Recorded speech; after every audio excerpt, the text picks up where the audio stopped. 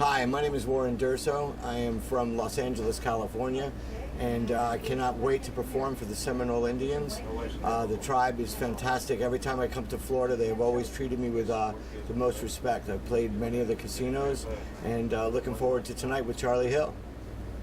How long you been doing this? 17 years. See, she's interviewing me, and it comes back to me interviewing you. Yeah, it's about 35 for me. Yeah, I've seen you perform. I've followed you around. I mean, I really love your stuff. Appreciate it. Thank you. Yeah. Very funny man. Yeah. So I'm excited to open for you. When'd you last see Mark? Mark and I snuck on the USS Harry Truman in the Middle East in the Persian Gulf in 2005. And so it's been about 5 years since I've seen him. I've talked to him all the time, but I haven't seen him. When we get back to Cali, I'll see him. He's a funny guy. I enjoyed, I just got to know him the last few years. What part of... what's your nationality as far as your my tribe? Yeah, your tribe. Oneida Nation from Wisconsin. Oh, fantastic. And we're originally from Six Nations, New York. All right. But we had a real estate problem, and they moved my band. A lot of it, Oneidas are in New York, but most of us are in Wisconsin now. Yeah. And somewhat in Canada. Yeah. And it's the first time I've been down here at the Seminoles. I've been around Seminoles a lot, but never way down here. Yeah, I didn't know where we were going. Yeah. I was driving, I was caught between a canal and a hard place. I'm like, yeah. where are we? Yeah. I looked at him, I go, you're not killing me, are you? Yeah.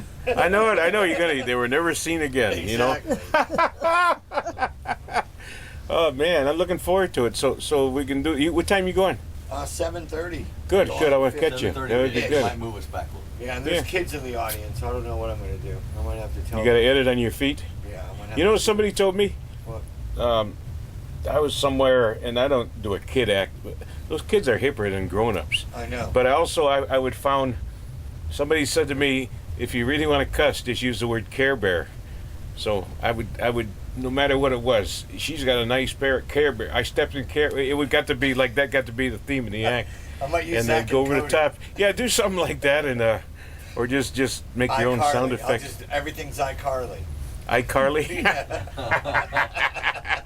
Good, Yeah, good. nice iCarly. Who's the first comedian you've ever seen live? First one was George Carlin.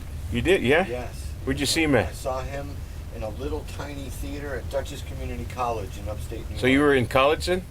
No, I was Ready just to a do kid. it? Wow. Was he already hippie George? Yeah, he was. Because he was funny before that too. I was in high school. So Wow. it was like early 70s. I met him a handful of times. Didn't know him like I know a lot of other ones. Each time real nice. And the first time I met him, we talked about heart surgeries and stents. Because he went through that, and so did I.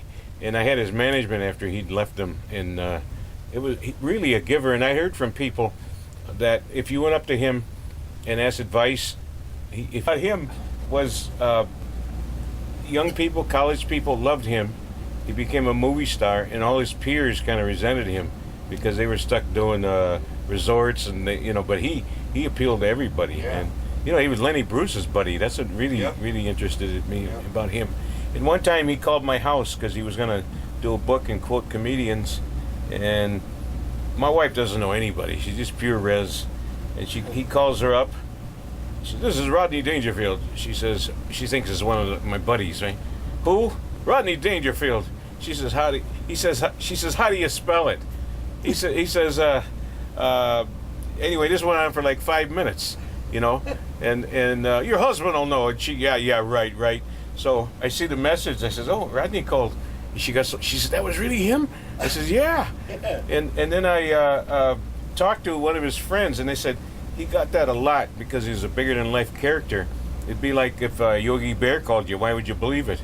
And it was like anytime he'd call somebody up, they wouldn't believe it. Yeah. So That's crazy. oh, he was funny. He was really funny. That was the first person I ever, as a comic, I went on stage on a dare, and I did Rodney Dangerfield's voice in 20 minutes. Yeah, you do a good one. And they were like, if you don't have an act that works, you might as well do one that does. That's when I realized, I have to write my own material. Yeah. Did you do Rodney's bits when you did? Everything. Oh, when you start, you got it. You got training wheels. I did his material. I did his voice. I'll tell you, Hey, the other thing is, did you ever hear of Danny Stone? He used to do a pretty good impression of Rodney. Yep. But he came to L.A. and he would do Rodney's act, and Rodney couldn't stand him. And the guy idolized, nothing like idolizing somebody that hates you, you know. It's like my girlfriend. Hey, it ain't easy being me. It ain't easy being me. Are you gonna do them tonight? I might do a little something just for the heck of it, because there's kids in the crowd, you know. No, we're taking care of that. Oh, we're taking care of my car. How'd you start doing comedy? One time the star had a sprained ankle and I went on. No, that's always the movie, right? That's Dancing with the Stars. Oh, okay. When I was a kid, that was like a wish I had. I always like thought about it and dreamed about it. Nobody where I grew up was in showbiz, so it was like you might as well want to be on the moon. And I would read about it and just love the comics.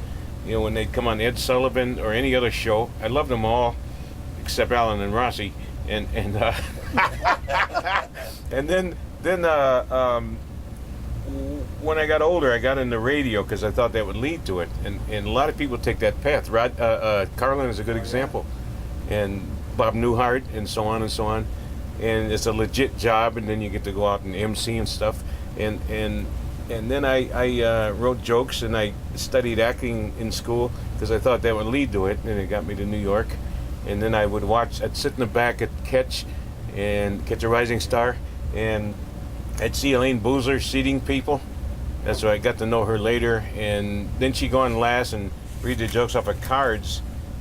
And I didn't know that was the process. And I got to know Belzer and Leno and asked them questions, Lenny Schultz. And I was just obsessed with it. Just I couldn't get over it. Then I remember watching somebody bomb the first time in my life, watching somebody, and I thought, that's the worst thing I've ever seen anybody do. He's going to have to leave town and kill himself.